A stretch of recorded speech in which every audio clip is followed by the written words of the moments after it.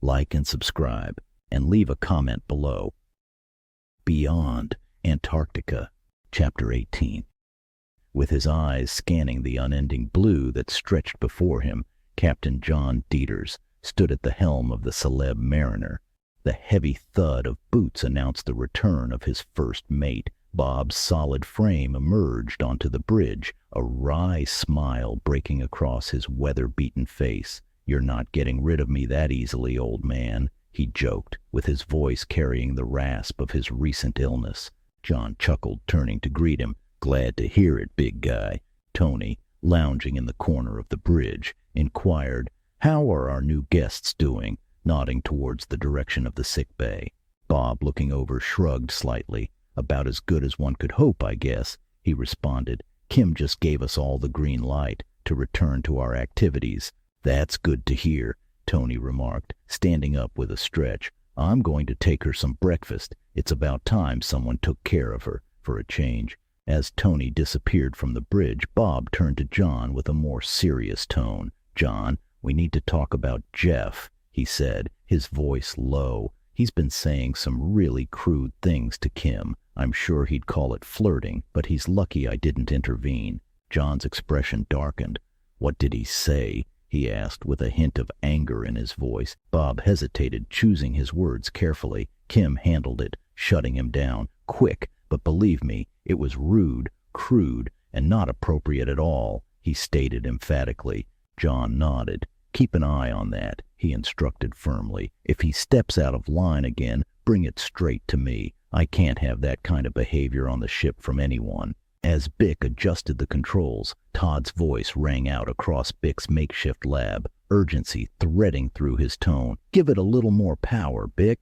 "Wait," Bick responded. "I'm trying to oscillate the power in the smaller 3 magnets. This should force the Mercury not just to spin, but to be thrust out and up." His focus was intense as he calibrated the settings. "Right there, Bick. No, lower the skull. Hold it, and adjust the power back a little. Right there," Todd exclaimed as he observed the scales. Bick watched, barely breathing, as the scales flickered to 0. "It's hovering about a 1/4 inch off the scales," Todd announced, with a hint of disbelief in his voice. As Bick cautiously lowered the skull, the contraption settled back down onto the scales. Todd, noticing the strange behavior, said, "Hey, Bick, raise that skull some more above it." Following Todd's suggestion, Bick lifted the skull slightly, and the object began to rise, mimicking the height of his hand about a foot below. With deliberate movements, Bick moved his hand to the left and then right. To their amazement, the device followed suit, maintaining the same distance beneath his guiding hand. Repeating the movement, Bick marveled as the device obediently shifted in sync with his motions. "That's hovering, following your hand's every gesture," Todd observed, with his voice filled with wonder. Fumbling the crystal skull, Bick, in an attempt to not drop it, pulled the skull away from above the device quickly. Instantly, the device shot upward at an uncontrollable rate, yanking the power cord from the wall socket, slamming into the ceiling and falling helplessly back down, landing on Bick's bed. Staring at each other across the makeshift lab, a sense of realization dawned on both of them. Bick broke the silence. "I think the skull is acting like some kind of computer," he ventured. "It's helping it stay stable. Without it positioned directly above the device, it just flies off uncontrollably." Todd nodded in agreement. "I'd say you're right. It's not just floating, it's responding to the skull's position. We've got something revolutionary here, Bick." Just then, a loud thud erupted from the wall, a picture fell, and screaming ensued. Bick looked up, alarmed. "Is that Tony?" he asked, listening to the commotion. "I think so," Todd replied, equally concerned. They both hurried out to check on the commotion, bursting into the medbay just in time to see Tony shoving Jeff against the wall. Tony threw a hard right hook, which Jeff managed to block. Todd quickly squeezed between the two men, shouting, "Stop!" Bick grabbed Tony, trying to pull him away. "That's enough," he insisted. Tony struggled against Bick's grip. "Let go of me, damn it," he shouted, his anger extreme. In that moment of distraction, Jeff landed a sucker punch on Tony, smirking. "You're not an eyesore, boy. You're what makes people's eyes soar." With a fiery quickness, Kim lunged at Jeff, her hand connecting with a sharp slap across his face. "Try that again with me, and that will be the last thing you do on this ship," as she threatened him fiercely. Jeff shoved past Bick and stormed out of the medbay, his anger leaving a tense silence in its wake. Todd turned to Kim, confusion written all over his face. What was that all about? Kim began picking up some of the items that had been knocked over in the scuffle. "Nothing, really," she murmured. "It was not nothing," Tony interjected, his voice tight with anger. He slapped Kim's ass as she walked past him. Kim's response was dismissive even as she continued tidying up. "It wasn't that big of a deal. I was handling it." "Yeah, doing it in front of me was a fatal mistake," Tony retorted, his eyes darkening. "That man will learn to respect you." Kim turned to face Tony, her expression stern. "Enough, Tony. I can take care of myself. I don't need you stepping in. Do you think he is the first guy to ever get out of line with me? Grow up." Tony looked at her with his feelings hurt and frustration evident in his gaze. The moment stretched out, heavy with unsaid words, until he finally walked out of the room, his voice echoing back, "Fine. Like always, I'm the bad guy, it seems." As the engines of the Celeb Mariner sputtered, Bob turned to John with a concerned look. "That's the last of the wood," he announced. "We need to switch from the gasifier to liquid fuel soon, John. We need to find land. I don't want to end up burning our armor for fuel." Laughing, John replied, "Yeah, but we might tear down those 2 trebuchets and use them for fuel." "Not my trebs," Bob protested instantly. "Come on, John, you have to admit, having 2 giant trebuchets on the front deck is cool. Just look at them. They ooze coolness." John couldn't help but snicker at Bob's attachment to the medieval siege engines adorning their deck. "Yeah, I guess they do look pretty cool. They can stay for now, but if we don't find land in the next few days, your new toys will become my fuel." As they bantered, Todd and Bick entered the bridge, their expressions serious. "Hey, John, we might have a problem," Todd started, filling in John and Bob about the recent scuffle between Tony and Jeff. Bob shook his head. "See, John, I told you that Jeff guy was going to be a problem." Todd added, "Yeah, he's a young Air Force pilot, an officer with an ego, and a bit of a smartass. He's lucky we came in when we did. I fear what Tony would have done to him," Bick replied. "Jeff's in really good shape. I think he could take Tony easy." Bob's laughter suddenly filled the room, a deep, booming sound that seemed to shake the ship itself. Looking at Bick, he said, "I fear nothing, and would fight any man. I might not win, but I would fight any man. But Tony, he's no ordinary man. He's a beast that feels no pain, a relentless lost soul that was left out alone to die by society. There's no way in hell I would ever swing on that man. The fury that's pent up in him, if unleashed, would send the devil himself running in fear." With those words, Bob stood, his large frame towering over everyone in the room. "I'm going to check on Tony," he declared, then paused at the door, adding, "John, you have the helm." An hour later, Kim emerged onto the bridge. She approached her father with a warm smile, leaning in for a big hug. "Hey, Dad, why are you still up? I thought Bob was coming to take over for a while. You need rest," she remarked, handing him a steaming cup of coffee.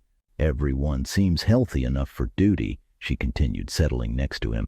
"I told the 2 youngest to help the deck crew until told otherwise, but the rest are scientists, completely useless on a ship." John chuckled, accepting the coffee with gratitude. "We were all novices at some point, love. Put them to work," he suggested. Kim nodded. "Will do," she affirmed. "Give them the grunt work, huh?" "Exactly," John replied with a grin. "Have them reapply that stinky goo. Then make a list of the jobs that need doing around the ship. Those who apply the goo without complaint can choose their next tasks.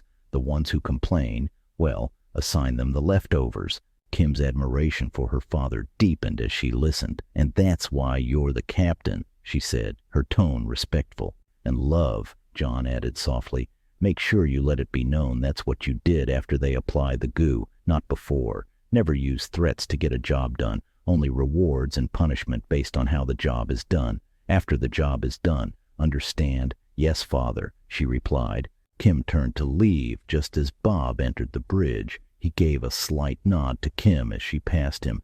She looks like she's on a mission, Bob observed, taking the helm from John. Yeah, she's assigning the new guys jobs, seeing where they'll fit into our ranks, John responded, watching Kim disappear down the corridor. Bob chuckled, glancing around the bridge. Other than Jeff, they're all pretty scrawny. John snickered in agreement. Yeah, they're all scientists. We hit the jackpot, he said sarcastically. It's not that bad, John. I'm sure they can explain to us the most effective way to scrub the deck. We might become more efficient around here, Bob joked, laughing heartily and slapping his knee. As Kim assigned the day's duties, Jeff's frustrations boiled over. The task at hand was the application of the stinky ooze, a maintenance chore critical to the ship's protection against sea creatures, a task everyone, including Kim, had previously endured with disgust, but Jeff seeing an opportunity to challenge the status quo. Why should we continue following these pointless orders?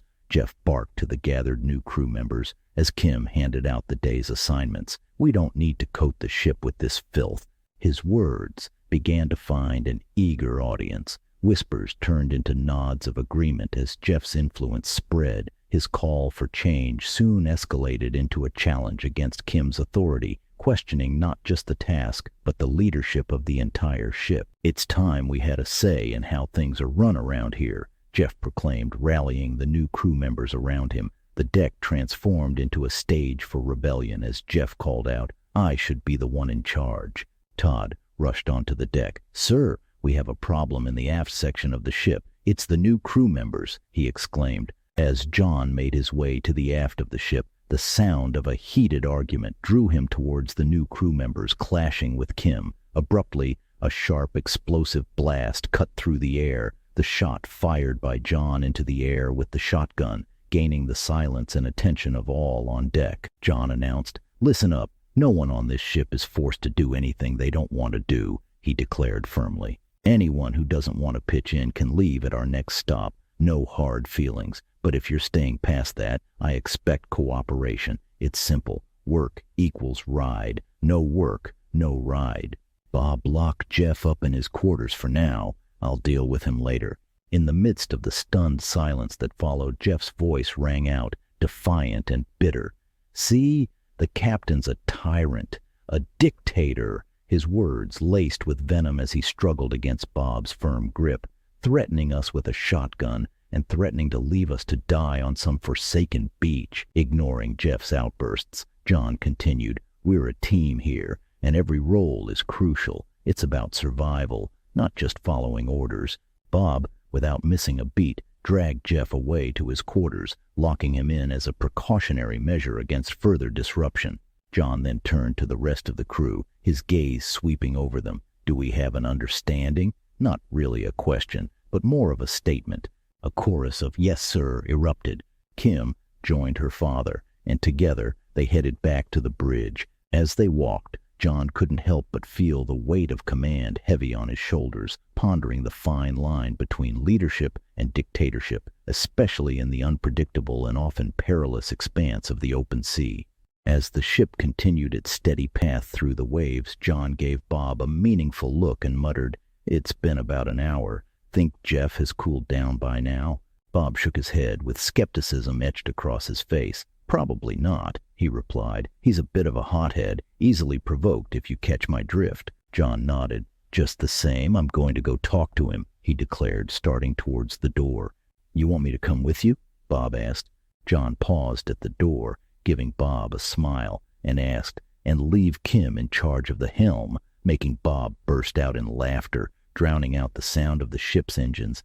From the captain's chair, Kim interjected, "Hey, I can sit in this chair and do nothing just as well as you two." Bob, still chuckling, shot back, "Please, Kim, you're killing me." "John, she thinks we just sit here and do nothing," as his laughter continued. John exited the bridge, throwing over his shoulder, "I'll be back, Bob. Keep things steady." "Understood, John," Bob replied, his gaze following the captain out. He then settled back, his expression sobering as he turned to the myriad of controls and screens. After 10 minutes, John returned to the bridge. He ordered, "Kim, step out for a minute." Kim looks at her father with worry. Dad never has asked her to leave the room. but not to upset her father. She stood right up and said, "Yes, sir." As the door to the bridge shut behind Kim, the tension between John and Bob was intense. Bob glanced at John, noticing the deep lines of stress etched into his face. John sighed heavily, wiping sweat from his forehead before pulling a flask from his coat. He took a long swig, with his hand shaking slightly, then another even larger gulp as if trying to wash down the weight of his next words. "Jeff's dead," John finally said, his voice low, setting a bloody knife on the navigation desk with a dull clink. Bob's eyes widened. "What did you do, John?" he asked. "Bob, I found him like that," John replied. His tone was defensive. "His door was ajar. As I approached, I saw him lying there on the floor, with a knife in his chest." Bob picked up the knife, examining it closely. "I believe you, sir," he said after a moment, "but it doesn't look good." "It's Tony's knife," Bob muttered, still looking at the blood-stained blade. John met Bob's gaze. "You think Tony did this?" he asked. "No, I don't, John, but it doesn't look good, and not everyone will believe he didn't do it." John's jaw set firmly. "I'm not saying Tony wouldn't kill him. I'm saying he wouldn't do it this way, sneaky, underhanded. If he was going to do it, it would have been in the sick bay, openly. No, someone else is behind this. We need to find out who, and fast." Bob nodded slowly. "That's a precarious tightrope to walk, Captain." "Well, I know for a fact I didn't do it," John asserted firmly. "And you and Kim were here on the bridge. We need everyone on deck immediately. Give them no time to think or cover their tracks." John explained, "Whoever did this has to be covered in blood. He was stabbed in the chest repeatedly. Blood was all over the cabin. When they're on deck, I'll search them, and you and Kim go through their quarters, searching for anything at all with blood on it, and bring it back." Bob turned to the comms, his voice grave as he announced, "All crew, report on deck in 2 minutes. No exceptions." He repeated the message 2 more times, ensuring no one missed it. John cocks the shotgun. When the last crew member arrives on deck, "There's been an incident," he declares. "Line up single file and sit on your knees until I tell you to stand." With the crew exchanging bewildered glances, they comply. John paces up and down the line, with the shotgun casually resting against his shoulder, his gaze piercing as he examines each crew member. "Hold out your hands, people. Todd, roll up your sleeves. Stand. Lift your shirt. Twist." His commands are crisp, leaving no room for hesitation. Todd complies, with his confusion evident. "What's all this about, John?" he asks. John leans in, his voice a low whisper meant only for Todd. "We have a problem, old friend." He steps back, raising his voice. "Where did you just come from?" "Bick's cabin. We've been working on our project. I think we're really close to something monumental, John." John cuts him off. "There will be time for that later. Todd, this is too big." He then asked, "How long were you with Bick?" "A few hours," Todd replies, as his forehead creased with worry. "Hey, Bick, stand and help Todd," John commands. He pulls the 2 men aside. John scans the deck, keeping a sharp eye on the others, then quickly filled Bick and Todd in on the situation. As they absorb the gravity of what he's saying, they ponder the possibilities. As the crew remained in an uneasy silence on their knees, Todd leaned closer to John and whispered, "Why is Tony still on his knees if you don't think he did it?" John replied in a hushed tone, his eyes briefly darting to Tony. "Look at his sleeve. See that blood splatter? It's not much, but it's there." Bick interjected, "John, that's from when Jeff Sucker punched him. I was there. I saw it happen." John nodded slowly. "Yeah, I'm sure it is, but it doesn't look good, you have to admit. His knife, him with blood on him, in front of the crew. I need everyone to know who is guilty or innocent beyond measure." "Kim, there is nothing here," Bob says. As they neared the end of their search through the crew's quarters, Kim replied, "This is the last one. If we find nothing, we will search the cargo bay next." Bob, exhausted and frustrated, slumped onto a bed. The mattress sagged oddly under his weight, making him stand up swiftly. "Wait, there's something in here," he muttered. Kim approached. "It's sewn into the mattress. Hand me your knife, Bob."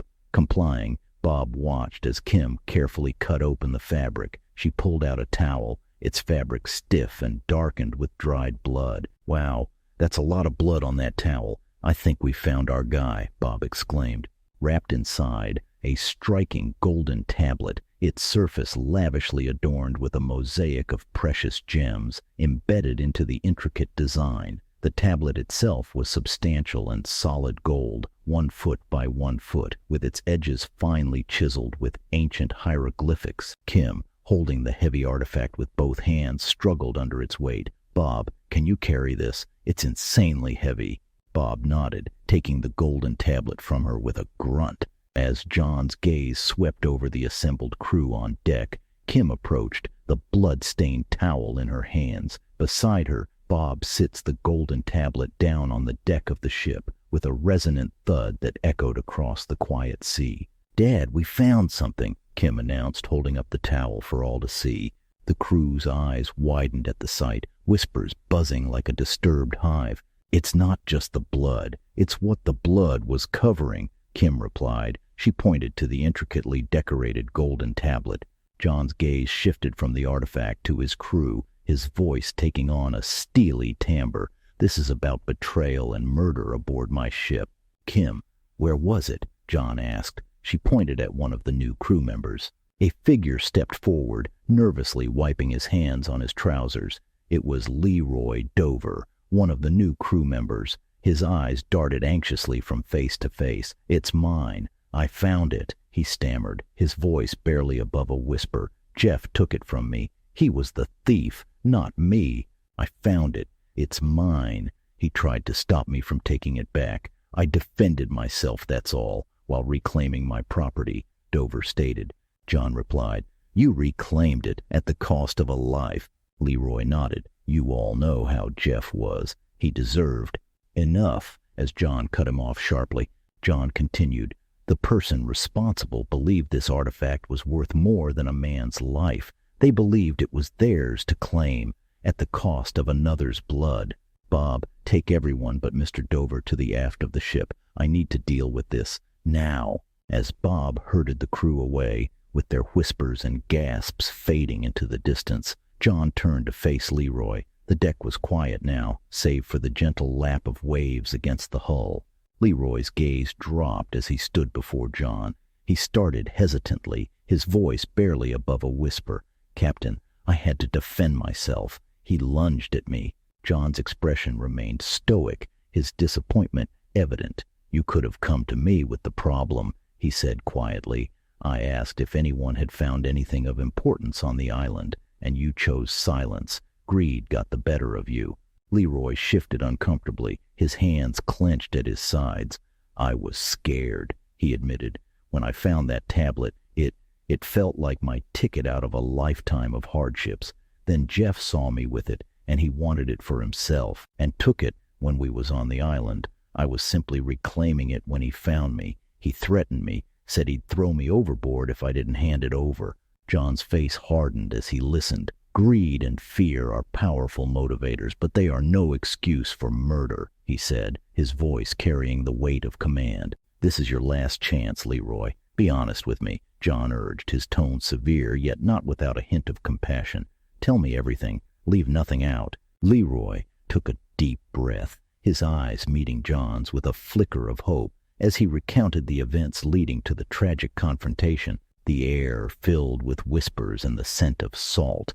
Kim, her brow furrowed in deep thought, broke the silence, suggesting, "Shouldn't we lock Leroy in his quarters until we find the proper authorities?" Bob, leaning against the rail, shook his head gently. "It's up to John," he said. "This is his ship, and he's the captain. He needs to maintain order and ensure everyone feels safe. He'll do what's right." Todd chimed in. "Yeah, I agree. I've known your father longer than anyone here. He's the fairest man I know. He will weigh all the options carefully, and there will be justice. And I remind you, we are lost at sea." "What authorities? When will we find civilization? Think on it, Kim." Kim, still not satisfied, pressed on. "Shouldn't we have a trial by the crew?" Bob let out a short laugh. "John just held the trial, Kim," he said. "He's now deciding his fate." With his words, a silence fell over the group.